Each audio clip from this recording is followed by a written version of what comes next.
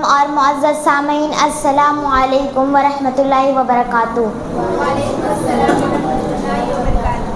نحمد ونصلی علی رسول الکریم، اما بعد، قال اللہ تعالی فی القرآن المجید، اعوذ باللہ من الشیطان الرجیم، بسم اللہ الرحمن الرحیم۔ میرے مہمان گرامی اور میرے استاد محترم اور میرے دینی ملی بھائیوں اور بہنوں، میں آپ حضرات کے سامنے ایک تقریر پیش کرنا چاہتی ہوں جس کا عنوان ہے صفائی نصف ایمان ہے۔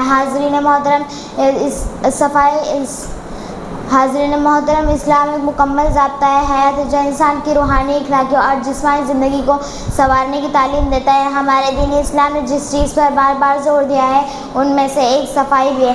رسول اکرم صلی اللہ علیہ وسلم کا ارشاد گرامی ہے، الطہور شطر الایمان، یعنی صفائی نصف ایمان ہے۔ یہ حدیث ہمیں اس بات کا درس دیتی ہے کہ ایمان کا بڑا حصہ صفائی اور طہارت پر مشتمل ہے۔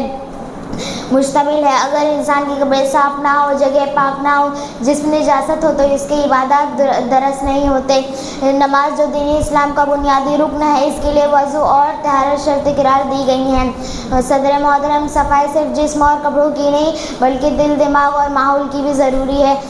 اگر بعض ہمارے دل حسد، کینہ باز نفرت سے بھرے ہوئے ہیں تو یہ بھی ناپاکی کی ایک صورت ہے۔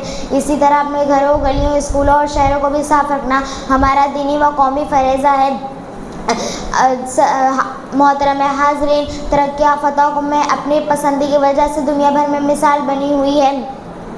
ان کے صاف ستھرے ماحول کو دیکھ کر ہر کوئی متاثر ہوتا ہے۔ ہمیں بھی چاہیے کہ ہم اپنی روزمرہ زندگی میں صفائی کو اہمیت دیں اور دوسروں کے لیے ایک عملی مثال قائم کریں۔ آخر میں یہی کہوں گی کہ اگر ہمیں ایمان کے تقاضے پورے کرنا چاہتے ہیں تو ہمیں صفائی کو اپنی زندگی کا لازمی حصہ بنانا ہوگا، کیونکہ صفائی واقعی نصف ایمان ہے۔ شکریہ۔ السلام علیکم ورحمۃ اللہ وبرکاتہ۔